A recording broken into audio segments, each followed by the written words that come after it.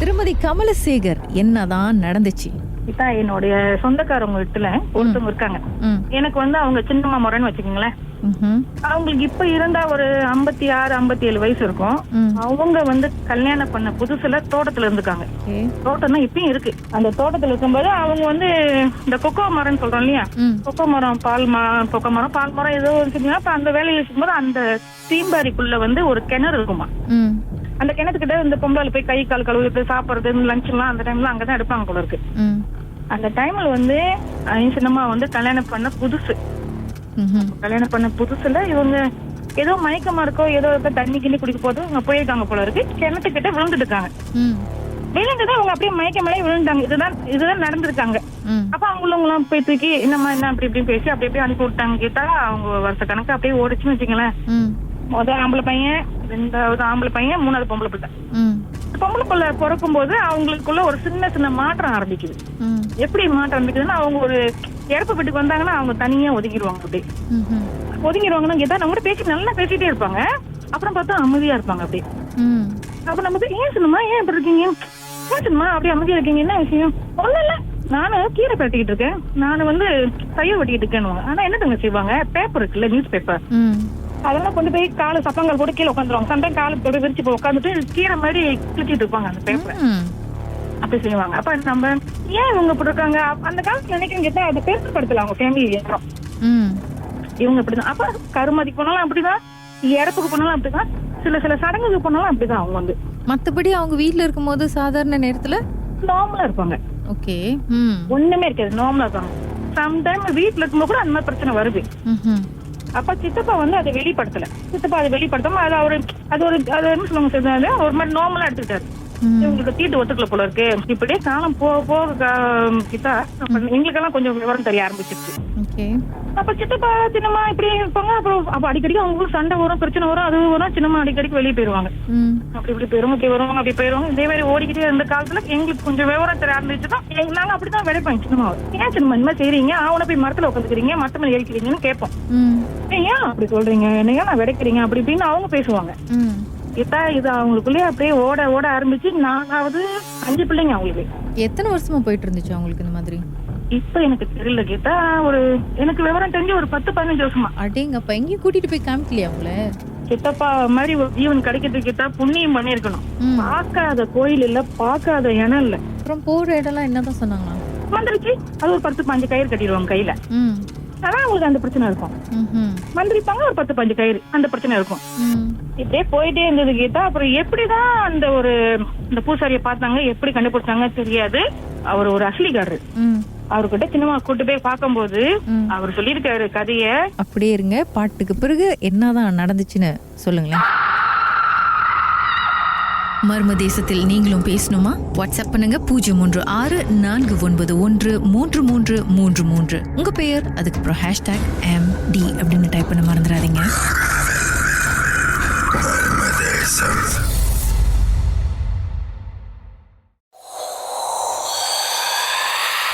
திருமதி கமலசேகர், அதுக்கப்புறம் சொல்லுங்க என்னதான் நடந்துச்சு? ஒரு அசலிக்காரரு. அவர்கிட்ட சின்னமா கூட்டு போய் பார்க்கும்போது அவர் சொல்லியிருக்காரு கதைய. கல்யாணம் பண்ண புதுசுல 3வது பிள்ளை பொம்பளை பிள்ளை உங்களுக்கு பிறந்திருக்கு. அதே மாதிரி உண்மையில அவங்க பொம்பளை பிள்ளை தான் பிறந்தது. அந்த பிள்ளை பிறக்க அவங்க மாசமா இருக்கும்போது தான் அந்த கிணத்துக்கிட்ட விழுந்திருக்காங்க. இதான் நான் சொல்றேன், நீங்க பாருங்க. அவருக்கு வயசு அப்ப 19 20. பேர் சந்திரன். அவர் அடிபட்டு இறந்திருக்காரு. அடிப்பட்டு இறந்த ஒரு ஆன்மா அந்த கிணத்துல இருந்திருக்கு. அவர் ஒரு கிறிஸ்துவ சேர்ந்தவரா. அவருக்கு எங்க சின்னம்மா மேல ஆசைப்பட்டுட்டாரு. அதனால அவரோட ஆன்மா அவங்கள அப்படியே ஆக்கிரமிப்பட்டுருச்சு. ஆசைப்பட்டது இறந்ததுக்கு பிறகா முன்னாடியா? அவரு இறந்து பல காலமோ என்னமோ நம்மளுக்கு தெரியாது. ஓஹோ, அவரோட ஆன்மா அந்த கிணத்துல இருந்திருக்கு. ஓகே, அவரோட ஆத்மா தான் ஆசைப்பட்டு இருக்கு. ஆமா. இவங்க போய் விழுந்த நேரம் பார்த்து அது எப்படின்னு தெரியல. கேட்டா அந்த கதையை எங்க சின்னம்மா உட்காந்து சொல்லிருக்காங்க. ரியலா சின்னம்மாவே சொன்னாங்களா அந்த கதைய? ஆமா. என்ன யாரு எப்படி அப்படி இப்படி விசாரிக்கும் போது அவங்க சொல்லிருக்காங்க, இந்த பொம்பளை பிள்ளை எனக்கு பிறந்தது அப்படின்னு சொன்னாங்க. நம்மளுக்கு தெரியல இதெல்லாம். அப்ப சித்தப்பாட்ட அவரு அஸ்லிக்கார என்னென்னமோ பேசி பெரிய பெரிய மந்திரம் இதெல்லாம் செஞ்சு கட்டுப்படுத்திட்டாங்கன்னு சொன்னாங்க. அப்ப கூட கீதா அந்த பிரச்சனை இருந்துகிட்டு தான் இருக்கு இன்னுமுமா. இன்னமும் சரி, இப்ப லேட்டஸ்டா என்ன மாதிரியான விஷயங்கள் தான் பண்றாங்க? பாருங்க, ஒரு முறை யார் இறப்புக்கு எனக்கு அவ்வளவு சில ஞாபகம் இல்ல, வீட்டுல இறப்பு அக்கான்னு நினைக்கிறேன், நம்மளோட அக்கான்னு நினைக்கிறேன், ரீசன் தெரியல. கட்டில் இருக்கீங்க, பலகை கட்டில், அப்பெல்லாம் கம்பி வந்துச்சு, அப்பெல்லாம் பலகை கட்டில் தானே, கட்டில உடைச்சுக்கிட்டா சுக்கு நூறு ஆக்கிட்டாங்க ஒரு லேடி. அப்ப பாத்துக்கங்க எப்படி உடைச்சாங்க. அதுதான் தெரியல கீதா. அவங்களுக்கு என்ன பிரச்சனை வந்துச்சுன்னா அப்படியே அமைதியாயிருவாங்கல்ல. அப்ப வெளியாளுக்கு தெரிஞ்சு சொல்லிட்டு சித்தப்பா கொண்டு வந்து கட்டில போட்டுருவாரு, ரூம்ல கூட அடைச்சிருவாங்க. அவங்களுக்கு அந்த கோவம், அந்த ஆத்திரம், கட்டில உடைச்சிட்டாங்க. சம்டைம் கதவு உடைச்சிருவாங்க, பூட்டை உடைச்சிருவாங்க. அப்புறம் நீங்க கேளுங்களேன், ஒரு அரை மணி நேரம் 1 மணி நேரம் கழிச்சு நீங்க போய் கேளுங்களேன், ஏன் இப்படி போய் சொல்றீங்க, எனக்கு உங்களை பிடிக்கலன்னா பிடிக்கலன்னு சொல்லிருங்க, என்னையே அப்படி போய் சொல்றீங்க அப்படின்னு சொல்லுவாங்க. ஆனா செய்யறதெல்லாம் இவங்க இதான் நான் கண்ணால நான் பாத்துக்கேன் கீதா. ஒரு முறை சாமியாடி, எஸ்டேட்ல சாமியாடி அவங்களுக்கு அப்படியே ஓடுறாங்க 2:30 மணிக்கு, விடிய காலம் 2:30 மணிக்கு தென்னை மர தோப்புல போய் புடிச்சிட்டு வந்து அவங்க முடிய அப்படியே கட் பண்ணி அப்படியே ஒரு ஆணி போட்டு அடிச்சு என்னென்னமோ. அப்பெல்லாம் அது அவ்வளவு மந்திரிக்கவங்க நம்மளுக்கு சரியா தெரியல கிட்ட. அதெல்லாம் நாங்க கண்ணார பாத்துருக்கோம். போய் மரத்து மேல ஏறி உட்காந்துக்குவாங்க. ஒரு பொம்பளை எப்படி மரத்து மேல ஏறுவாங்க கொஞ்சம் யோசிச்சு பாருங்க. என்ன மரம்? தென்னை மரத்துக்கிட்ட, கொக்கோ மரம், அந்த மாதிரிலாம் போய் ஏறி உட்காந்துக்குவாங்க. நம்ம போய் தேடணும். அவங்க வாழ்க்கையில பாதி காலம் இப்படியே போயிடுச்சு அவங்களுக்கு. அவங்களுக்கு போயிடுச்சு என்னமோ தெரியாது கேட்டா. என் சித்தப்பாவுக்கு உண்மையிலே போயிடுச்சு. அது எல்லாம் தாங்கி வந்தாரு என் சித்தப்பா. உண்மையிலே சொல்லணும்னா அவர மாதிரி ஒரு ஜீவன் கிடைக்காது. இப்படிக்கும் அந்த இப்படிக்கு எனக்கு தெரியல கேட்டா. இப்போதைக்கு நாங்க இன்னும் எதுவும் கேள்விப்படல. ஒரு 2-3 வருஷம் வச்சுக்கீங்களேன். அந்த பொண்ணும் கல்யாணம் பண்ணி அவங்களுக்கும் ஒரு 24 வருஷம் 25 வருஷம் ஆயிடுச்சு. கூடிய சீக்கிரத்துல அவங்க வாழ்க்கையில ஒரு வெளிச்சம் வரும், சீக்கிரமா இந்த பிரச்சனைக்கு ஒரு முடிவு வரும்னு எதிர்பார்ப்போமே. கண்டிப்பா கீதா. நிறைய விஷயம் அவங்க பிளஸ் கீதா, அவங்க கை இருக்குல்ல, சுண்ட விரல், கை விரல் இருக்கு இல்லையா, அதையெல்லாம் நீங்க உடைச்சு அப்படியே மடக்கும் அவங்க சொந்தமாவே. அவங்களே கொஞ்ச நேரம் கழிச்சு நீங்க போய் கேட்டீங்கன்னா, இன்னும் என் கையில உண்மை என்ன சார் நல்லதா இருக்கு அப்படின்னுவாங்க. அப்புறம் கையில பிரச்சனை, விரல்லாம் நல்லதா இருக்குமா? நல்லதா இருக்கும். ஆனா அப்படி எப்படி சொல்றது கேட்டா, அவங்க ஆட்டத்தை காமிப்பாங்க நம்ம கிட்ட. ஆனா யாரையும் ஒண்ணும் செய்ய மாட்டாங்க. அவங்கள போய் டிஸ்டர்ப் பண்ணுவாங்க அந்த டைம்ல. அப்ப அந்த என்னன்னா அவர் வந்து அந்த உடம்புக்குள்ள ஏறுவாராம். அதனால அவங்களை யாரும் டிஸ்டர்ப் பண்ண கூடாது. கொஞ்சம் பேப்பர் துணியெல்லாம் கொஞ்சம் கொடுத்துட்டீங்க வச்சுக்கோங்களேன், அவங்க பாட்டு உட்காந்துருப்பாங்க அந்த இடத்துல ஓரமா. அந்த நேரத்துல வந்து அதான் கிட்டா நம்ம சக்தியே மீறி ஒரு சக்தி இருக்குன்னு சொல்லுவாங்க இல்லையா, அந்த மாதிரி அப்படி கைய உடைப்பாங்க, மடக்குவாங்க, குத்துவாங்க. ஆனா வழியே இருக்காது. ஒரு 1 மணி நேரம் கழிச்சு நீங்க கேட்டீங்க கேட்டா ஒண்ணுமே இல்ல, நல்லதா இருக்கேன் அப்படின்னுவாங்க. எழுச்சி அவங்க நார்மலா போய் அவங்க வேலை செய்வாங்க, வீட்டு வேலை செய்வாங்க. அது என்ன நடந்தது கூட அவங்களுக்கு தெரியாது. மர்மமான சம்பவத்தை நீங்களும் எங்களோடு பகிர்ந்துக்கணும்னு நினைச்சீங்கன்னா வாட்ஸ்அப் பண்ணுங்க 036-491-3333. உங்க பெயர் அதுக்கப்புறம் #MD அப்படின்னு டைப் பண்ண மறந்துடாதீங்க.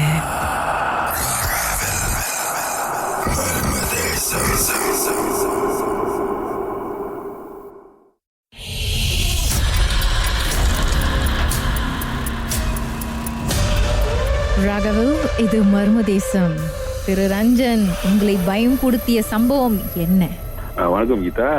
இது வந்து என்னன்னா, இது வந்து ஒரு 2005 இருக்கும். 2005 வந்து சுனாமி முடிஞ்சு அப்ப வந்து நானு கசன் பிரதர்ஸ் எல்லாம் வந்து அப்ப நான் கை ஆபரேஷன் பண்ணி வீட்டுல இருந்தேன்.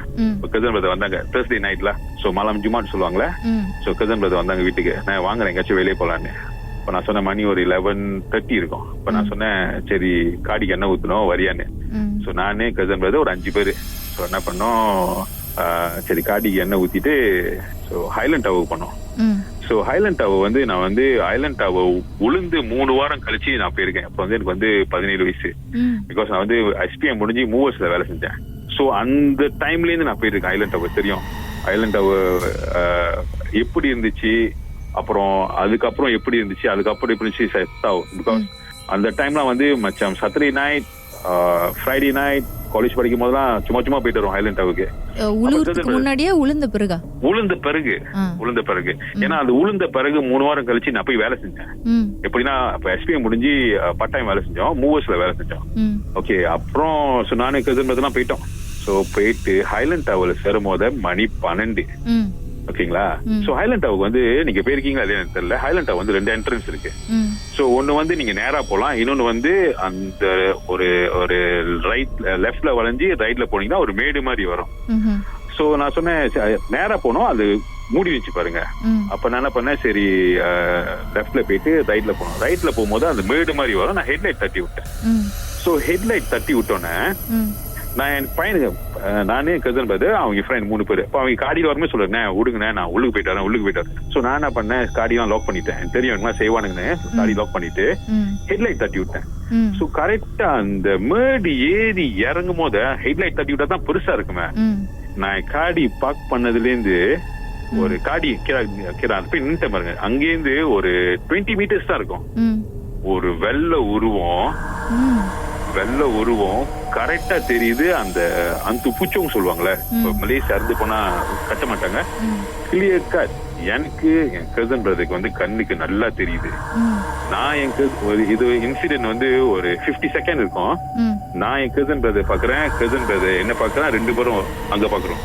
ஒரு 50 செகண்ட் இது நடந்துச்சு. அப்புறம் நான் பேனிக் ஆகல. சோ நான் என்ன பண்ணேன், சரி பாத்துட்டோம், ரிவர்ஸ்ல இருந்து வந்துட்டு நேரா தமன் ஷெமிலில வந்து நிப்பாட்டிட்டு. அந்த போச்சம் வந்து தூரத்துல தான் இருக்கு, 20 மீட்டர்ஸ். இப்ப நான் காடியில இருந்து ஒரு 20 மீட்டர்ஸ் வச்சீங்களேன், அங்க இருக்கு. இறங்கி போய் பார்த்து ஹாய் சொல்லிருக்கலாம்ல. ஐயோ, இவனுக்கு என்னாச்சும் பண்ணுவான்னு சொல்லி நான் காடியே லாக் பண்ணிட்டேன். அந்த நான் இறங்கி போயிருப்பேன் சொல்லுங்க, இறங்கவே இல்லை. சோ பேனிக் கூட ஆகல. என்ன பண்ணேன், ரிவர்ஸ் பண்ணிட்டு நேரா தமன் ஷெமிலின் வந்து நிப்பாட்டிட்டு என் கசன் பிரதர் கேட்டேன். அது வரைக்கும் நாங்க பேசவே இல்லை. நான் என் கசன் பிரதர் பேசல, அவரும் என்கிட்ட பேசல. சோ நேரா ஷெமிலின் நிப்பாட்டி நான் கேட்டேன், நீ பாத்தியான்னு. அவன் சொன்னான், அண்ணன் நீங்க பாத்தீங்களான்னு. நான் சொன்னேன், நான் பார்த்தேன், நீ பாத்தியான்னு கேட்டேன். அவனும் சொன்னான், ஆமாண்ணே நான் பார்த்தேன்னு. இப்ப பையனுக்கு பின்னா எங்க 3 பேர் கேட்டானுங்க, என்னென்ன பாத்தீங்கன்னு. நான் சொன்னேன், இந்த மாதிரி ஒரு வெள்ளை ஊர் வந்துச்சுன்னு. சோ பின்னால கசன் பிரதர் பின்னால ஒரு பையன் உட்காந்துன்னா அவன் கண்ணுக்கு வந்து தெரியல. சோ நடுவில் உட்காந்த பையனுக்கு வந்து என்னமோ ஒரு வெள்ளம் உருவ மாதிரி தான் இருந்துச்சு. ஆனா அவனுக்கும் சரியா கிளியரா தெரியல. ஏன் பின்னால டிரைவர் சைட் பின்னால பையன் உட்காந்து அவனுக்கும் தெரியல. சோ என்ன பண்ணோம், சரி பையன் சொன்னாங்க திருப்பி போவோம்னு. நான் சொன்னேன் வேணான்னு. சரி டாப் ஸ்கொயின் பண்ணுவோன்னு. சரி டாப் ஸ்கொயின் பண்ணி இத பகிலா திருப்பி போனோம். ஆனா திருப்பி போகும்போது பாக்கல. அப்ப என்ன பண்ண, திருப்பி ரிவர்ஸ் பண்ணிட்டு வரும்போது 3 மைவி எல்லாம் மலேஸ் காயத்திற்கு பார்க் பண்ணிட்டு அந்த ஃபர்ஸ்ட் என்ட்ரன்ஸ் சொன்னல அங்க பார்க் பண்ணிட்டு எல்லாம் நடந்து போறாங்க. சோ தெரியல எதனாலன்னு. அப்புறம் நாங்க சொல்லிட்டோம் வேணாம் நம்ம கிளம்புன்னு சொல்லி வீட்டுக்கு வந்துட்டோம். 2வது தடவை போய் வட போச்சே சார். அதான். ஆனா என்ன ஒண்ணு, இப்போதைக்கும் ஹைலேண்ட் இப்ப போறது இல்ல ஹைலேண்ட் டவுக்கு. ஆனா அந்த சைடு போனா எனக்கு வந்து அந்த மெமரிஸ் தான் வரும். சோ அந்த பிளாக் இப்ப இன்னும் இருக்காங்க, அந்த மீதி 2 பிளாக்கும் இருக்கு பிளாக் இருக்கு. ஆனா கொசோங்களா நிர்மாங்க தாண்ட பாப்பு கொசோங். மறக்க முடியாத ஒரு ட்ரெஜடில அந்த 48 பேர் இறந்திருப்பாங்க அந்த ட்ரெஜடில. ஆமா எஸ் கரெக்ட். ஈவன் அது அந்த இன்சிடென்ட் முடிஞ்சு ஒரு வருஷம் கழிச்சு நாங்க போகும்போது அங்க அந்த 48 பேர் இறந்தாங்களே அவங்களோட பேர்லாம் இருந்துச்சு. ஓ எங்க? அந்த ஹைலேண்ட் டவர்ல கொஞ்ச நாள் கழிச்சு போய் பார்க்கும் போது அது ஒண்ணுமே இல்ல. பேர் இருந்துச்சுன்னா எழுதி இந்த போஸ்டர் மாதிரி அந்த மாதிரி அந்த போர்ட்ல இருந்துச்சு. ஒரு மாதிரி இத்தனை பேர் இறந்து போனாங்க, அவங்க பேர் எல்லாமே இருந்துச்சு. If I'm not mistaken, first condominium in Malaysia. 26 வருஷம் ஆச்சு சார் இந்த சம்பவம் நடந்து முடிஞ்சு. ஆமா 93ல நடந்துச்சு. ஆமா. உங்க வாழ்க்கையில மர்மமான சம்பவம் நடந்திருக்கா? அதை எங்களோட ஷேர் பண்ணணும்னு நினைச்சீங்கன்னா வாட்ஸ்அப் பண்ணுங்க 036-491-3333. உங்க பெயர் அதுக்கப்புறம் #MD அப்படின்னு டைப் பண்ணுங்க.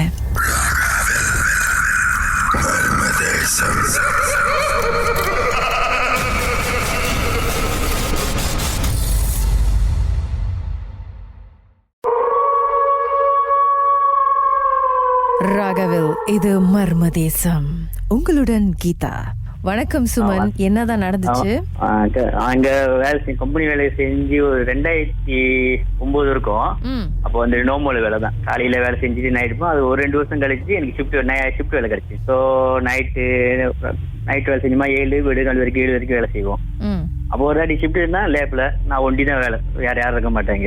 ஸோ அந்த ஒரு டைம்ல வந்து ஒரு 2011 இருக்கும்.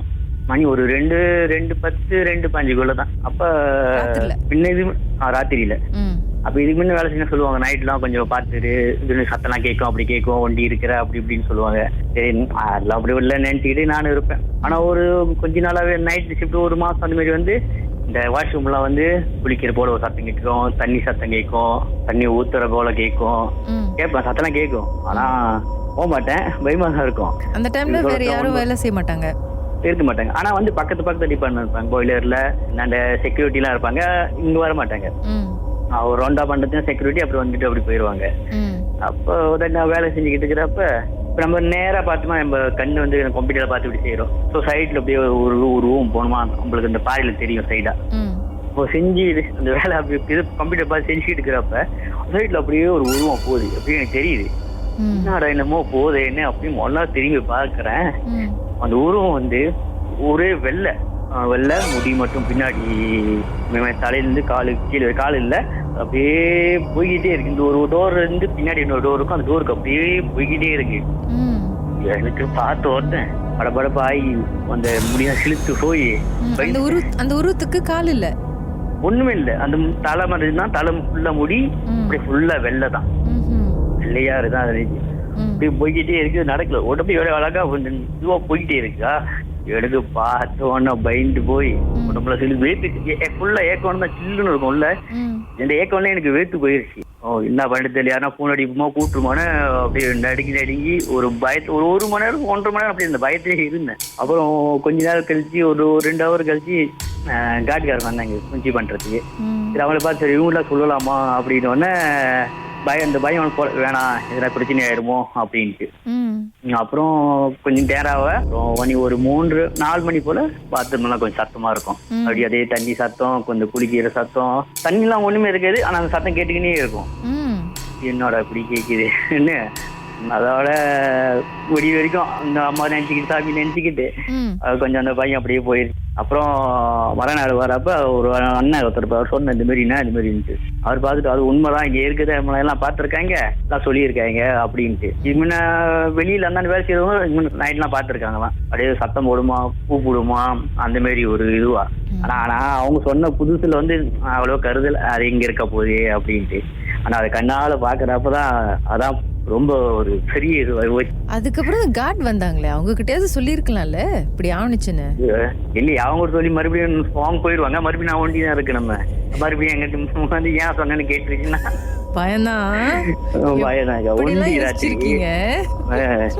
அதோட பழகிக்கிட்டேன். சரி இதுவும் இப்படி இருக்குது அப்படின்ட்டு. அதுக்கப்புறம் வந்து அந்த கொஞ்ச நாள் கழிச்சு உட்காந்துருவோம், பின்னாடி எல்லாம் வந்து தட்டும். அந்த நாக்களே சந்தோடைய கண்ணு மூடியே சாஞ்சிருப்போம் கொஞ்ச நேரத்துக்கு. பின்னாடி வந்து அந்த தோல்ல பட்டையில தட்டுற சத்தம் கேட்கும். நம்ம அதை தெரியும் வந்துருச்சு அப்படின்ட்டு. பக்கத்துல தான் வந்து அப்படியே சீக்கிரம் உடம்பு சீக்கிரம் சொல்றதுக்கு எனக்கே சிலுக்கு அந்த மாதிரி இருக்கும். அப்ப நம்ம ராயம் பண்ணா சாமி ஏசுவோம், ஒழுங்கா வேலையை பார்த்துட்டு போயிரு அப்படி கூட சாமி ஏசுவோம். அதனால கடுப்புல பெசாத போற மாதிரி இருக்கும். அந்த கதவு டமான்னு அடிக்கும், டபால் ஐஸ் பெட்டி ஒண்ணு இருக்கும், அந்த ஐஸ் பெட்டி அடிக்கும். அந்த சத்தம் எங்க இருந்து வருது நம்மளுக்கு தெரியும். சரி பின்னாடி உங்க நாக்களி தட்டும் போது திரும்பி பாத்தீங்களா இல்லையா நீங்க? ஐயோ அதெல்லாம் பாக்கவே இல்லக்கா.